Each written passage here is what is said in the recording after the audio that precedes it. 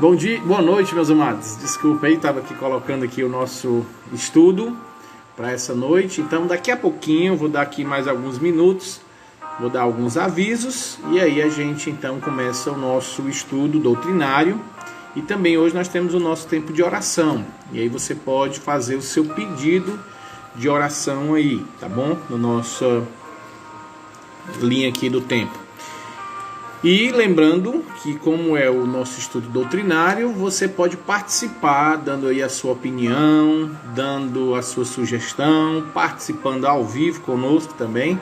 Se você tiver essa coragem aí de estar conosco ao vivo, vai ser um prazer poder então conversar com você nesse nosso estudo de doutrina e também tempo de oração, tá ok?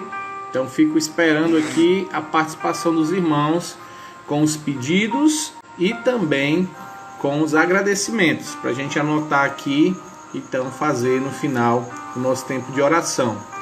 Já quero agradecer aqui então a participação dos nossos irmãos. A Keila está conosco, a Késia, um abraço aí para a irmã Valda e também para o irmão Francisco. O seu Sávio está conosco, a irmã Anne, abraço aí também para o Henrique. O irmão Vitor e a irmã Nadiana também está conosco. Então hoje de manhã não tive como fazer um devocional. Infelizmente eu tenho algumas crises de enxaqueca e hoje foi um dia que eu acordei dessa forma. Então fica muito difícil, não tem como olhar, a luz incomoda, não tem como me concentrar. E aí não deu para a gente fazer hoje, mas amanhã, se Deus quiser, a gente vai estar pela manhã fazendo então o nosso devocional. Lembrando que nós estamos nessa caminhada de estudar a teologia de Cristo, ou seja, a cristologia, pessoa e obra de Jesus Cristo. E aí nós vamos então aprender mais da pessoa de Cristo e aquilo que ele fez, tá certo? Então nós começamos na quinta-feira passada, nós vimos o que algumas outras pessoas falam sobre Cristo. Pessoas que eu falo algumas religiões, tá certo? Então nós vimos o espiritismo, o panteísmo e o islamismo. Vimos então como pensam estas outras religiões. Infelizmente a figura de Cristo ela é atacada sempre, né? Satanás ele tenta de alguma forma tirar a deidade de Cristo, diminuir a pessoa de Cristo ou fazer com que ele seja qualquer pessoa, um ser humano normal, e a gente então vai aprender que realmente existe algo diferente na pessoa de Cristo.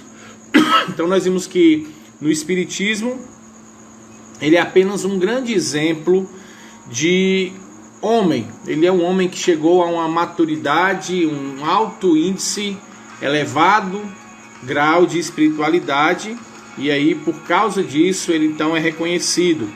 Vimos também no espiritismo da Umbanda, no Afro, que ele é então o Oxalá dentro do espiritismo, no caso afro-brasileiro. No panteísmo nós vimos então que Jesus Cristo é um homem que chegou num nível espiritual tão elevado que ele se tornou então a encarnação do Cristo. E aí, como ele é um espírito muito avançado, ele se encarnou neste corpo para anunciar essa mudança da nova era, da evolução espiritual da raça humana. E no final aqui, no islamismo, então ele fala que Cristo é apenas um homem comum, um profeta, e nada mais do que isso. Ele jamais pode ser comparado com o Filho de Deus. Isso para eles é tido como uma grande heresia, né? Um grande ultraje comparar Cristo com o Filho de Deus. Hoje então nós estaremos vendo, deixa eu abrir aqui, a cristologia dentro de algumas seitas. Então hoje nós vamos ver os testemunhos de Jeová e os mormons. como eles veem Cristo dentro da sua seita, dentro da sua religião. Mas antes de começarmos, vamos orar. Vamos então dirigir a palavra a Deus e pedir a direção dele para esse tempo. Senhor nosso Deus e amado Pai, queremos nesse momento, Senhor Deus, te suplicar que o Senhor nos abençoe, que o Senhor nos dê sabedoria, nos dê capacidade de absorvermos aquilo que vai ser dito e possamos já ter de forma bem clara algumas posições de como Cristo é visto e assim também, Senhor Deus, termos a nossa posição clara e podermos, Senhor Deus, responder com exatidão quem é Cristo.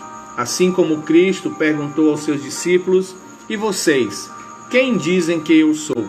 E Pedro, movido pelo Espírito Santo, diz que ele é Cristo, o Filho do Deus vivo. Que então possamos dar a mesma resposta, movido pelo Espírito Santo, com convicção de quem é o nosso Senhor e Salvador Jesus Cristo. Nos abençoe nesse tempo agora, em nome de Jesus. Amém. Então hoje nós vamos estudar a cristologia dentro dessas duas seitas pseudos cristã. Nós vamos entender como eles pensam. Então a ideia é que após essa aula você possa responder pelo menos essas perguntas: quem é Cristo? Com o pensamento dos testemunhos de Jeová, e quem é a pessoa de Cristo também para os mormons. E aí você possa então dar uma resposta clara sobre esse assunto. Então, só para esclarecer, uma seita dentro do dicionário da Bíblia é uma pequena facção ou partido unido por interesses ou crenças comuns. No nosso contexto, então, seita é um grupo, um partido ou facção que nega verdades universais e fundamentais da fé cristã. Então, as seitas falsas, elas fazem isso, elas negam verdades que são reconhecidas em todo o mundo. E essas verdades são fundamentais na fé cristã. Para você conseguir identificar uma seita pseudo-cristã, você tem que observar o caminho que ela segue. O que você vai ver de forma muito clara é uma operação matemática. Você vai ver a adição, a subtração, a multiplicação e a divisão. Todas as seitas falsas, elas aplicam estas operações matemáticas. E eu vou explicar aqui como é que elas fazem isso. Por exemplo, na adição, é porque elas não usam somente as escrituras. Sempre existe um escrito, sempre existe algo além das escrituras que eles se apoiam. Eles negam o pilar da reforma protestante, que é o sola scriptura, ou seja, somente as escrituras. Eles dizem que a escritura não é suficiente para você embasar a sua teologia e a sua fé. Então eles precisam de uma revelação extra. Eles precisam de algo mais para que possam então sustentar a sua pseudo-religião, a sua seita falsa. O testemunho de Jeová, por exemplo, além das escrituras, eles se apoiam nos escritos do chamado corpo governante, que é um grupo formado por homens que são responsáveis por guiar os testemunhos de Jeová na doutrina e na prática. Nas palavras dele, é o seguinte: meramente ter a palavra de Deus e lê-la não basta para adquirir o conhecimento exato que coloca a pessoa no caminho da vida. Então essa frase está no livro A Sentinela, de 1º de setembro de 1991, na página 19. Eles afirmam isso. Eles dizem que as Sagradas Escrituras, somente a palavra de Deus, não basta. Não tem como você viver no caminho da vida dentro dos preceitos de Deus somente com a palavra de Deus. Então aqui é a adição, eles precisam de algo mais. E eles dizem, a menos que estejamos em contato com esse canal de comunicação usado por Deus, que é o corpo governante, não avançaremos na estrada da vida. Não importa o quanto leiamos a Bíblia. Essa frase está no livro A Sentinela, de 1º de agosto de 1982, na página 27. Então eles dizem, olha, a palavra de Deus não é suficiente. Você não tem como viver uma vida cristã saudável, crescer, andar no caminho dentro da vontade de Deus, somente com a palavra de Deus. Você não vai conseguir. Para que você consiga viver uma vida cristã, andar dentro da vontade de Deus, você precisa estar sendo conduzido por este corpo governante e os seus escritos, ou seja, por esses líderes e por aquilo que eles então têm, o material que eles têm.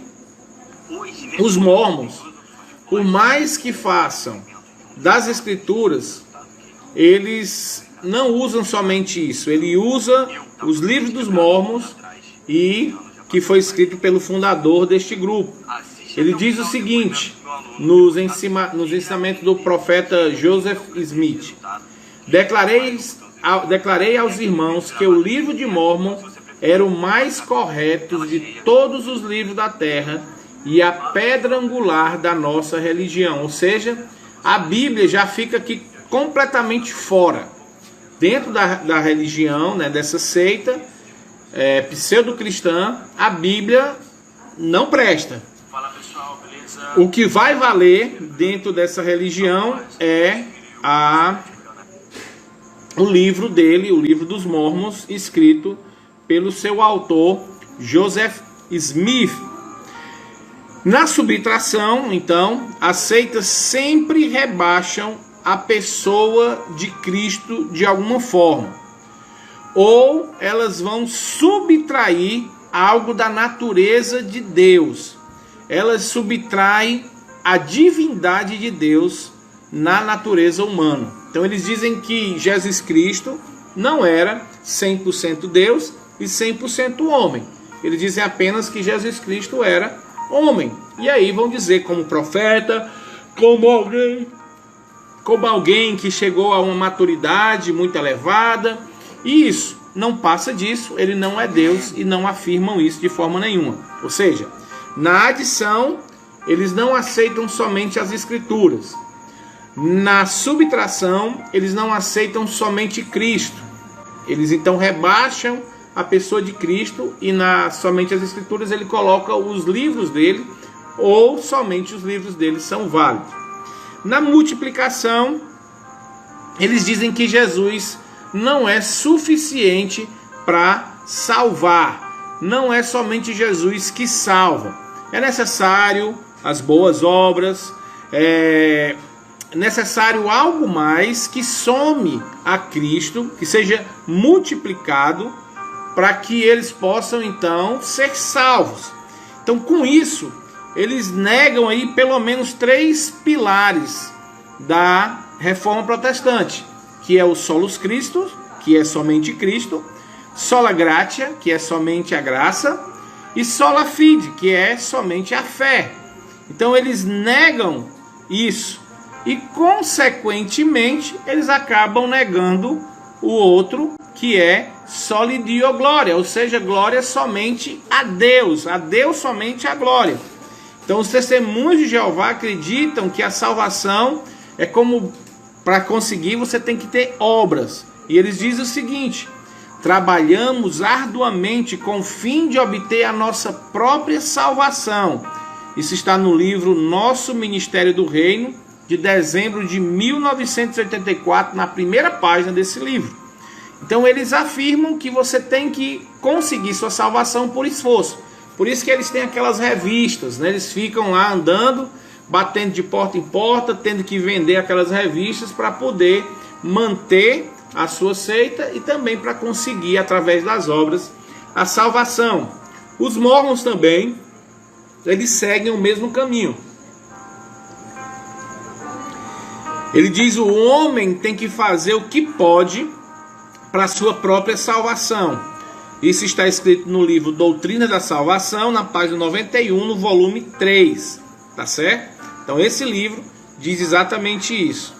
E aí, no nosso aqui conceito matemático, as seitas usam também a divisão, ou seja, elas dizem que Jesus é o único caminho para a salvação, porém, eles não afirmam isso, que Jesus é o único caminho, mas eles têm alguns atalhos.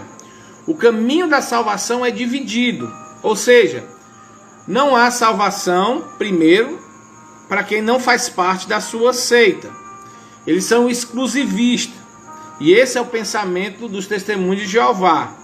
Eles dizem o seguinte: é somente lógico que haja uma só religião verdadeira, e isso se harmoniza com o fato de que o verdadeiro Deus é um Deus, não de desordem, mas de paz. A Bíblia diz que existe realmente uma só fé, que então são os que formam o corpo dos verdadeiros adoradores hoje. Então eles dizem: não hesitamos em dizer que são as testemunhas de Jeová esses que fazem parte dessa religião verdadeira. E isso está escrito no livro Poderá Viver para Sempre, na página 190. Então eu fiz aqui só um breve resumo para entender o pensamento matemático das seitas, né? Então eles somam, sempre agregam algo mais à Bíblia, diminuem a pessoa de Cristo, eles então multiplicam, ou seja, colocam coisas a mais para que a pessoa seja salva, e dividem, dizendo que, olha, tem que sair, pessoas têm que sair, e a nossa religião é que é a verdadeira religião. Então vamos falar um pouco sobre os testemunhos de Jeová. E aí eu conto com a participação de vocês. Se vocês souberem mais alguma informação, algo que vocês acham que vai agregar aqui mais conteúdo para o nosso estudo, você pode digitar, ou se quiser participar conosco, a gente faz aqui então a participação ao vivo, tá ok? Estamos aqui conosco aqui a irmã Ioniele, também o pastor Gleiciano, a dona Antônia, a Gleice está aqui conosco também, a minha irmã Vilna, a Lidiane, a irmã Lindelma também está conosco. Graças e paz a todos. Então vamos dar continuidade. Então vamos entender um pouco do pensamento dos testemunhos de Jeová. A cristologia dos testemunhos de Jeová não é nada muito diferente, como diz lá no livro de Eclesiastes, que diz que o que foi, será, o que se fez, se fará novamente, porque não há nada novo debaixo do sol. Falamos isso porque, como diz o grande teólogo Frank Ferreira, na sua Teologia Sistemática, eu recomendo, se você quiser comprar uma teologia muito boa, bem atual, com conteúdo bem explicado, você adquira a Teologia Sistemática de Franklin Ferreira. Então, eles dizem que não há nada novo. Eu estou colocando aqui o fundo musical, mas esse fundo musical tem feito aqui uma dificuldade para mim, que ele está todo tempo colocando propaganda. Pronto, deixa eu tirar aqui. Então o que é que acontece dentro da Testemunha de Jeová? Eles não mudam, eles estão seguindo simplesmente as pegadas diário. Então dentro da teologia dos Testemunhos de Jeová, nada mais é do que uma ressurreição aqui do arianismo, ok? Então eles vão pelo ensino diário. Eles então falam que Jesus foi um ser criado, assim como Ario no século IV afirmou isso. Para as testemunhas de Jeová, Jesus Cristo não é Deus, porque ele foi criado por Deus. Ele é a primeira criação de Jeová, o Deus Todo-Poderoso. Porém, Jesus Cristo, ele não é uma criatura qualquer. Quem é Jesus Cristo dentro dos testemunhos de Jeová? Ele é o arcanjo Miguel. Então, nas palavras do corpo governante, que é aquilo que eles creem, que se agrega uma palavra de Deus, Jesus é o anjo mais importante, tanto em poder como em autoridade, porque ele é um arcanjo. Também ele é chamado de Miguel. Então as testemunhas de Jeová dizem crer na divindade de Jesus, mas não como cristão. Eles afirmam que Jesus é um Deus, mas um Deus com D minúsculo, assim como Satanás é chamado de Deus, nas palavras dentro do corpo governante. Então, no livro, Satanás também é chamado de Deus, como eles vão afirmar, baseado no texto de 2 Coríntios 4:4. Ele diz assim: mas não é Jesus chamado de Deus na Bíblia? Poderá perguntar alguém, isto é verdade? Contudo, Satanás também é chamado de Deus. Então, nessa tradução deles, do Novo Mundo, eles dizem isso. Menezes, um teólogo, resumiu, com bases no resumo dos escritos do corpo governante dos Testemunhos de Jeová, qual é a cristologia dos Testemunhos de Jeová. Menezes, então, faz aqui uma refutação sobre isso. Ele vai dizer de forma muito clara o seguinte: o credo da teologia, o credo dos Testemunhos de Jeová é o seguinte: cremos em Jesus Cristo, ele é o primogênito, o primeiro a ser criado, e o unigênito, o único criado diretamente pelas mãos de Jeová. Ele é um Deus com D minúsculo, assim como Satanás, e é Deus poderoso, mas não Deus todo-poderoso, sendo inferior ao Pai. Ele é o arcanjo Miguel, que foi transferido para o ventre de Maria e se fez homem. Padeceu sobre Pôncio Pilatos, foi pregado numa estaca, porque eles não creem que foi numa cruz de madeira, de tortura. Desceu ao Hades, onde esteve inconsciente, porque eles também não creem que Cristo morreu. E ao terceiro dia ressuscitou espiritualmente, não foi o corpo glorificado.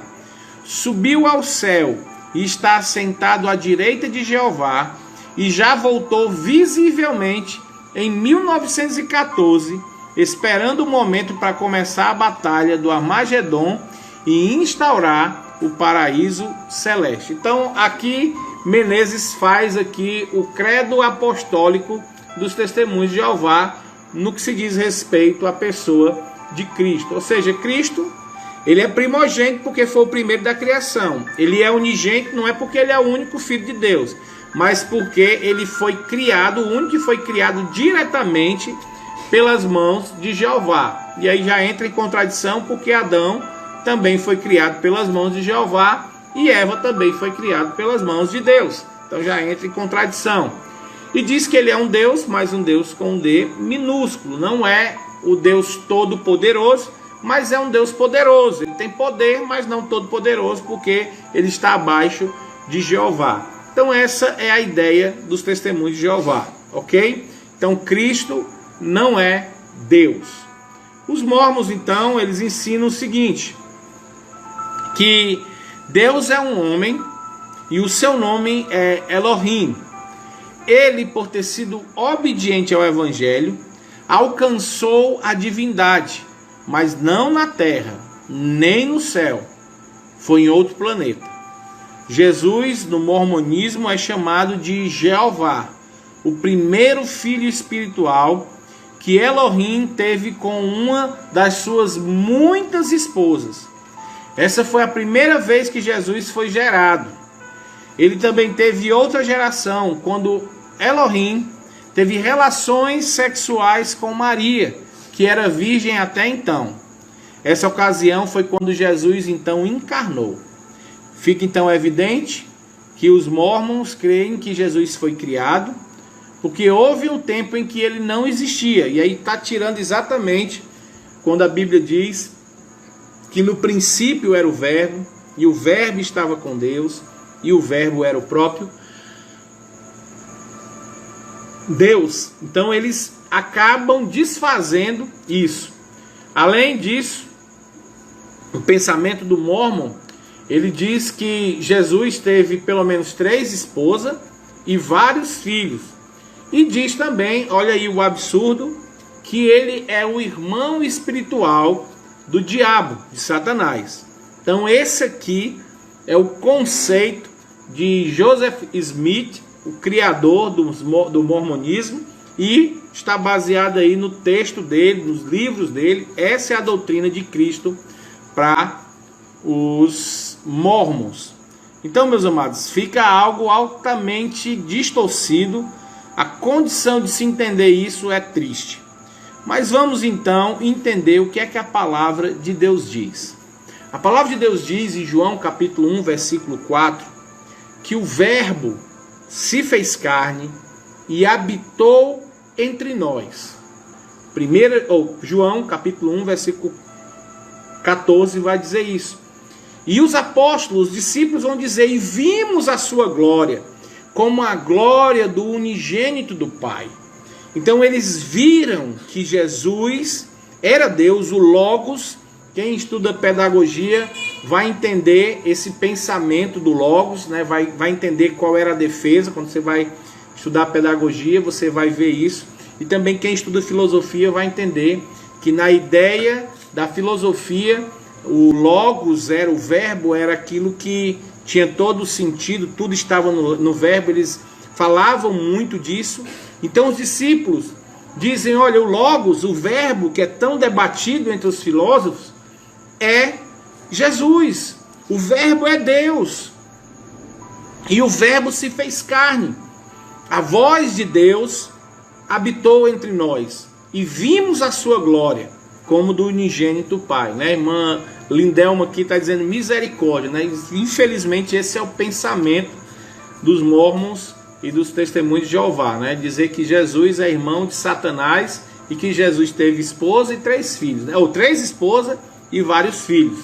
Então eles tentam desmanchar Cristo. Isso, de forma muito clara, é o que Satanás quer fazer, né? Tirar, quando Satanás chega diante de Cristo no deserto para tentá-lo, depois de passar 40 dias em jejum, era exatamente isso que Satanás queria. Quando ele diz: olha, transforma essas pedras em pão, sobe ali e te joga que os anjos vão te pegar, e se prostra diante de mim, me adore que eu vou te dar tudo. A ideia era pegar Jesus e dizer: tá vendo como você não é Deus? Você errou, você falhou na sua missão. Então, Satanás trabalha do mesmo jeito sempre. Ele tenta destruir a imagem de Cristo. É o que a gente vê hoje na TV, né? A forma que as pessoas têm falado de Cristo, a forma que zomba da pessoa de Cristo, né? No carnaval foi feito isso, naquele programa, né, Porta do Fundo, que fez na Netflix, aquela parte, a ceia, a última ceia, falando de Jesus Cristo como alguém que tinha desejo por outro homem, e aí distorcem, tentam tirar a glória de Deus que os discípulos veem de forma muito clara em João capítulo 1, versículo 14. Mas vamos continuar. Quem é Cristo para os cristãos? Para aqueles que realmente estudam somente as Escrituras. Em Hebreus capítulo 4 diz assim: porque não temos um sumo sacerdote que não possa compadecer-se das nossas fraquezas. Ou seja, Jesus Cristo é o verbo, Jesus Cristo é o sumo sacerdote, o maior dos sacerdotes, ou seja, é Ele que se achega diante de Deus, é Ele que vai levar então, Ele é a própria expiação, mas Ele também leva o perdão da nossa alma a Deus. É Ele o sacerdote que nós podemos chegar e diante dele suplicar o perdão. Então esse é Cristo para o cristianismo autêntico. E Romanos vai falar o seguinte, capítulo 8: pois o que para a lei era impossível, visto que se achava fraca por causa da carne, Deus o fez na carne, condenando-o ao pecado. Ou seja, Cristo cumpriu todas as exigências de Deus para conceder a mim e a você o perdão. Quando as pessoas dizem assim, não tinha outra forma de Deus salvar o homem, só tinha essa forma, Cristo tinha que morrer. Sim, a única forma do homem ser salvo dos seus pecados era com Cristo morrendo, pagando pelo preço dos nossos pecados. Mas por quê? Por que só assim nós podemos obter o perdão dos nossos pecados? Exatamente porque Cristo é 100% homem e 100% Deus. Em Cristo está a humanidade representada, na pessoa humana. Então, a ira de Deus precisava ser lançada sobre aquele que pecou. O primeiro Adão pecou. Então, Deus cobra do homem o pecado, a ofensa a ele. Então, o homem tem que pagar pelos pecados. Então, Cristo se fez carne. Então, Cristo é homem, 100% homem. Mas, como o pecado de Adão foi contra um Deus santo, puro, sem mácula alguma, perfeito, teria também que ser por alguém nas mesmas condições, ou seja, alguém 100% Deus. E aí, Cristo vem na plenitude dos tempos, 100% homem, para receber toda a ira de Deus, para que seja pago o pecado com a morte. E ao mesmo tempo, tem que ser Cristo 100% Deus, porque Ele é o único que não tem pecado.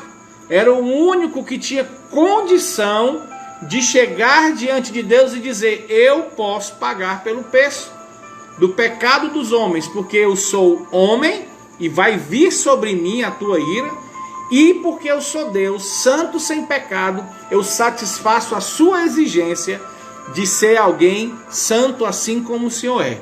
Por isso que somente Cristo pode salvar, e mais ninguém. Só existe um meio do homem ser salvo, exatamente por isso, porque quem pecou foi o homem, e o homem, sendo pecador, não tinha condição de pagar pelo seu pecado. E o homem pecou contra um Deus santo. Logo, para que se tivesse condição de pagar pelo pecado, esse homem não poderia ter pecado nenhum.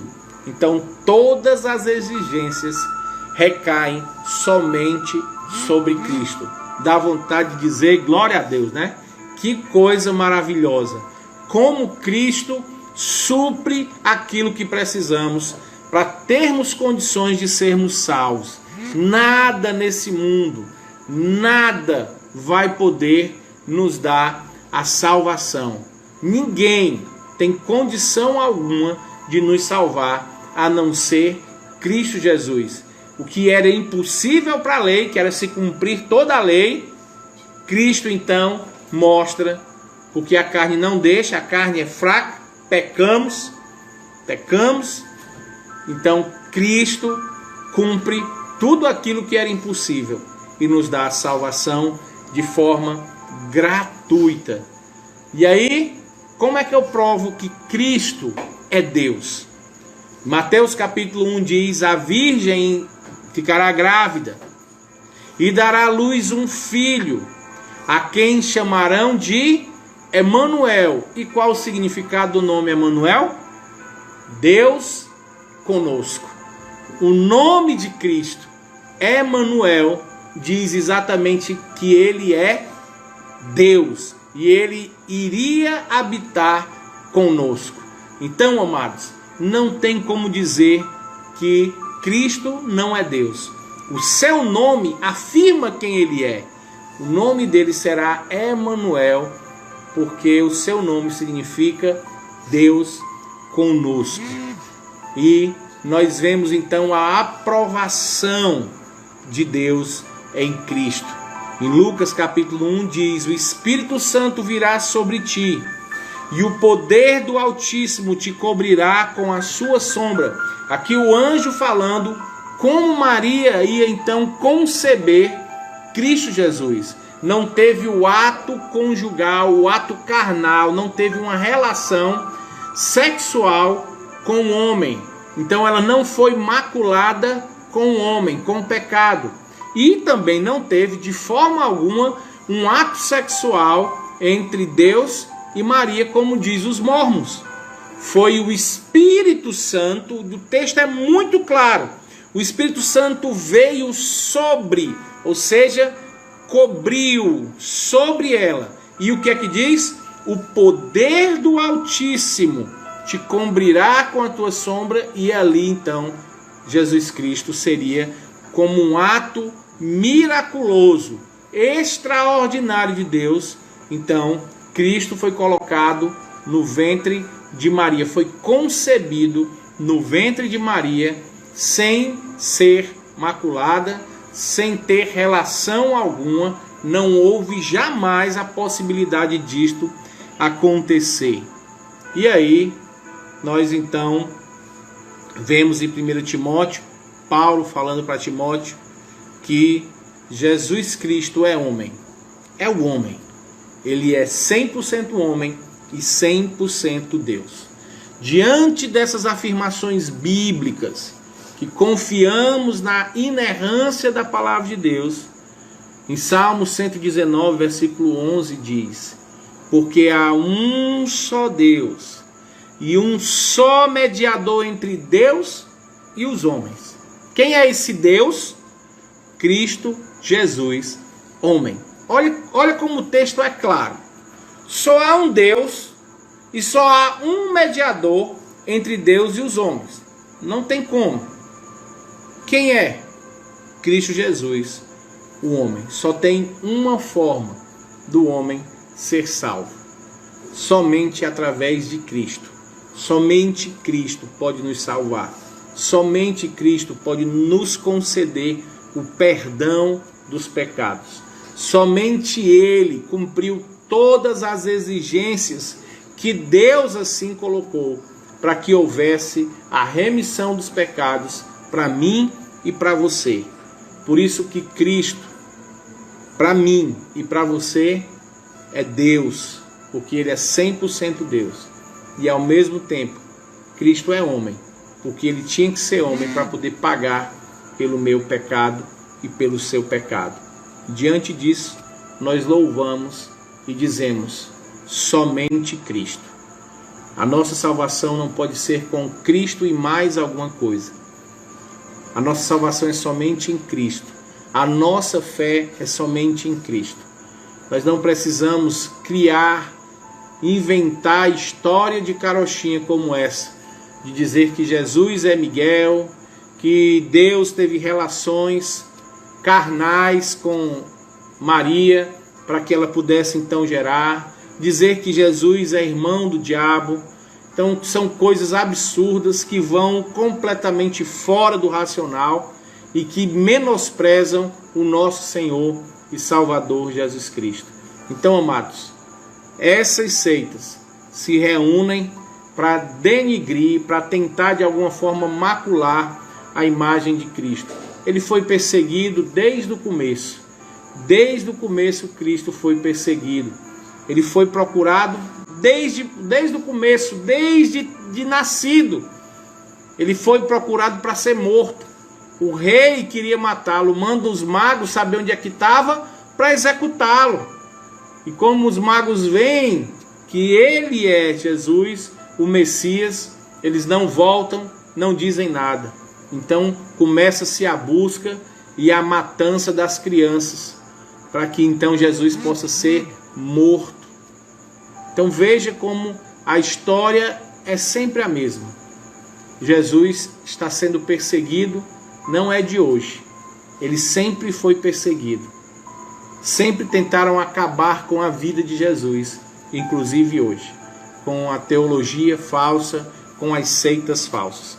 Por isso que precisamos estudar sobre a pessoa e obra do nosso Senhor e Salvador Jesus Cristo. Que Deus abençoe a todos. E aí eu quero ter agora o nosso tempo de oração. Quem quiser colocar aí o seu pedido de oração e agradecimento, você coloca aqui para a gente fazer a nossa oração. Enquanto isso eu vou dando aqui alguns avisos e você pode fazer aí o seu pedido e o seu agradecimento. Se quiser também comentar alguma coisa do nosso estudo agora, da teologia, sobre Cristo, a pessoa e obra de Cristo, você também pode comentar e a gente faz aqui a leitura. Tá ok? Então só falando aqui da nossa agenda, amanhã, sexta-feira, teremos o nosso devocional agora às 6 horas da manhã. Pastor, por que mudou de novo o horário? Então a minha intenção é amanhecer o dia meditando na palavra de Deus. E a gente sabe que como as coisas já estão voltando ao normal, a grande maioria das pessoas que trabalham, principalmente na área do comércio, elas têm que acordar cedo para preparar o café, ajeitar alguma coisa e daí ir para o trabalho. Então qual foi a minha ideia? Enquanto você está se arrumando, fazendo café, você liga aqui a nossa live, fica ouvindo a live e vai se preparando. Então você pode participar ao vivo da nossa live nesse sentido. E também, caso você não consiga fazer isso, mas você pode em qualquer momento, como fica gravado no IGTV, você pode no caminho do ônibus, no carro, acessar a live e ficar ouvindo até chegar no trabalho, ou enquanto não abre as portas, você fica lá dentro ouvindo a nossa live, ou na hora do seu almoço. Outra coisa que eu fiz também foi reduzir um pouquinho mais o tempo. Fica em torno de 15, 20, 25 minutos no máximo, para que também você não se delongue muito e acabe não pegando. Então eu fiz uma redução de propósito. Então essa aqui é uma maneira que eu vejo de abençoar a sua vida, né? De ser útil para que você possa crescer na graça e no conhecimento de Deus. E eu entendo que assim vai ser melhor, tá bom? Então fico muito feliz daqueles que têm participado conosco da nossa live de manhã, os guerreiros aí da madrugada. Que Deus sempre abençoe vocês e que a gente possa estar juntos aí na nossa live enquanto Deus assim permitir, tá ok? No sábado também, só pela manhã às 6 horas, e no domingo eu estou fazendo a live agora às 7 horas. Então eu não estou fazendo mais às 9, mas às 7, porque aí quando você acordar, você já está com a live gravada e você pode fazer as outras coisas e ouvir a nossa live, tá ok? Então vamos avisar também que domingo temos nosso culto às 17 horas e nós estamos fazendo uma exposição da carta de Tiago, versículo por versículo. O nosso último domingo nós estudamos Tiago capítulo 1, do versículo 9 ao 11. Nós vamos então começar agora, para o próximo domingo, a partir do versículo 12. Eu vou ver lá então quais são os versículos que nós vamos estudar, meditar, para poder transmitir para vocês, tá ok? Deixa eu ver aqui o pedido de oração de vocês, meus amados, para a gente fazer aqui o nosso tempo de oração, que o tempo está correndo. O irmão Vitor pede oração pela saúde da irmã Nadiana. Ok, irmão Vitor, vamos orar. A irmã tem sempre lutado aí com a sua saúde, mas com a graça de Deus, vamos ver então Deus agindo e transformando essa enfermidade e trazendo aí restauração para ela. A irmã da Ateliê da Gácia Garcia, ou é Garcia, eu acho, quer agradecer pelo dom da vida. Eu não sei se é a Anne ou é a mãe da Anne. Eu acho que é a mãe da Anne. Quer agradecer pela vida. Então Deus abençoe. A irmã Lindelma, né, está aí bem longe da gente, teve um tempo com a gente aqui na Fortalezense. Deus abençoe também. Um abraço para seus filhos, seu esposo. Pede oração pela família, pela saúde e agradece pelo cuidado de Deus na sua vida. Amém, irmã. Irmã Stephanie pede oração a Deus para guiar a irmã numa decisão que precisa tomar em breve. Amém, irmã? Que Deus abençoe, que Deus possa estar conduzindo o coração e a vida dos irmãos. Irmão Gleiciano e irmã Rosângela pede oração por um terreno para a construção do prédio da igreja. Eu acho que é lá em Pacajus, se eu não me engano, lá próximo a Pacajus, não é isso, irmão?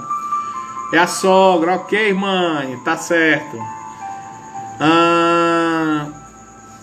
É a sogra da irmã, ok, tá certo. Irmã Jarina, agradece por tudo e pela vida dos irmãos também, ok, irmã? Ok. Em Horizonte, ok. Então o terreno do irmão Gleiciano é lá em Horizonte. Então vamos orar, vamos pedir as bênçãos de Deus. E aí você fica em oração conosco. Se tem mais algum pedido, coloca aí diante de Deus as suas súplicas. Ok, vamos orar sim pelo seu sobrinho, irmã Jarina. Que Deus tenha misericórdia e derrame graça. É triste, né? Tão novo e envolvido nessa situação tão difícil. Mas vamos orar, Deus possa derramar graça. Eu vou abrir aqui em algum momento o meu olho para ver aqui os pedidos, tá bom? Para que eu não me esqueça de ninguém. Então não fique aí escandalizado se eu abrir os meus olhos, não. Vamos começar então nossa oração. Senhor Deus e Pai, queremos primeiramente te agradecer pelo nosso Senhor e Salvador Jesus Cristo. Obrigado, Senhor Deus, porque podemos crer num Cristo perfeito, santo, mas que ao mesmo tempo, sendo Deus, é humano, sabe o que é padecer, sofreu dores, sofreu angústia assim como nós, e por isso Ele se compadece de nós. Então, diante dessas convicções, Pai, queremos te suplicar a tua graça. Temos aqui vários pedidos, Senhor Deus, de corações aflitos, assim como Cristo se afligiu. Tem irmãos aqui nesse momento aflitos e que queremos suplicar a tua compaixão na vida desses irmãos, Pai.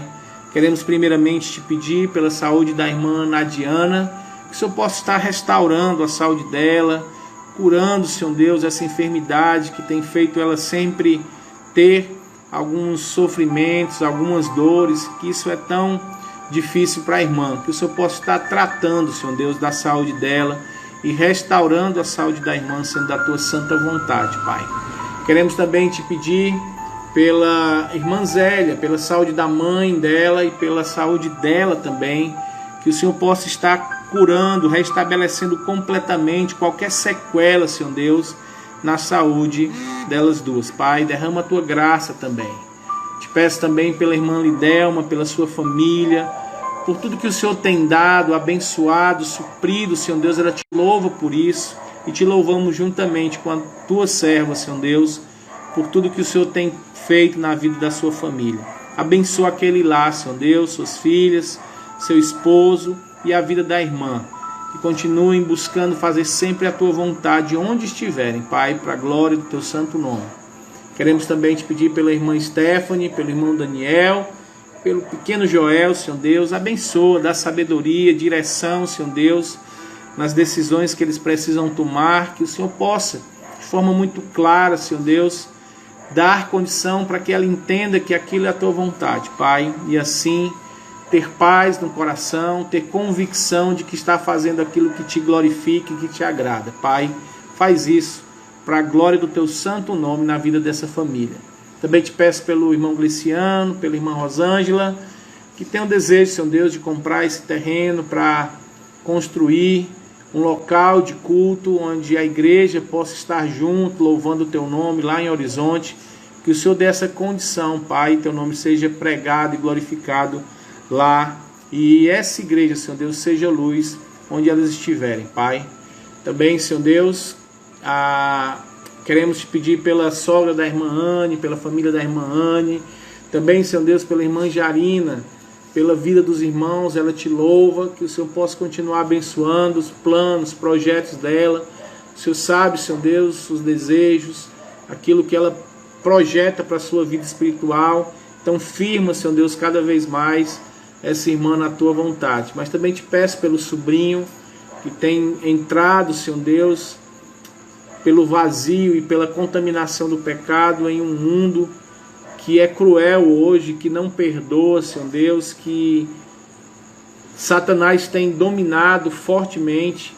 Que o Senhor possa derramar a tua graça, transformar esse coração e que ele possa se satisfazer somente em ti. Também ser com a mãe desse jovem, Senhor Deus, trabalha no coração dela, nessa família toda, Pai. Derrama a tua graça e teu nome seja glorificado diante disso, Senhor Deus. E a irmã Anne, Senhor Deus, pede também exatamente isso. Que a tua graça seja derramada na vida de todos aqui. Abençoa cada igreja representada por cada irmão. Abençoa logo mais, agora às 8 horas, o encontro das mulheres em ação, das mulheres da Igreja Cristã Evangélica. Que o Senhor possa estar abençoando, Senhor Deus, cada irmã nesse momento, cada parte deste evento, Senhor Deus, que haja mesmo aprendizado e teu nome seja exaltado, Pai. Obrigado, Senhor Deus, nos dá uma noite de paz, tira do nosso coração o medo, a ansiedade e qualquer coisa, Senhor Deus, que mine a nossa fé, mas nos dá convicção de que temos Cristo do nosso lado, Cristo, nosso Senhor e Salvador, que isso enche o nosso coração de esperança e nos dê refrigério para a alma. E que amanhã, Senhor Deus, possamos acordar e agradecer a Ti pelo Teu cuidado durante essa noite. Em nome de Jesus, que Te oramos e agradecemos. Amém, aleluia e amém. Então, um forte abraço aí no coração de todos que estavam conosco nessa live. Dona Antônia, Jarina, irmã Anne, Gleiciano, Rosângela, Henrique, irmã Lidelma, Stephanie, Daniel, a irmã, né, a sogra da irmã Anne, A irmã Zélia, né? O irmão Vitor, irmã Nadiana. Deixa eu ver quem mais. Irmã Lidiane também está conosco. Irmão Beck, Deus abençoe. Irmã Cláudia Ribeiro também está conosco. Que Deus abençoe. Irmã Meire, abraço, irmã. Deus abençoe. Irmã Everton, irmã Ioniele. A irmã Gleice, também o irmão Aglailton, a Vilna. Eita que a gente. O Marcos, lá de Aranaú. Que Deus abençoe também. João Marcos, né? João Marcos, me lembrei, só estava me lembrando de Marcos, não lembrava do João Marcos. Deus abençoe, pastor João Marcos. Deus abençoe. Seu Sávio está aqui conosco. Késia, irmã Valda e também irmão Francisco. E também a Keila Márcia que está conosco. Que Deus abençoe a todos. Que a graça e a paz do nosso amado Deus esteja com todos. Um forte abraço do coração. E até amanhã às 6 horas, se Deus quiser. Abraço, irmãos.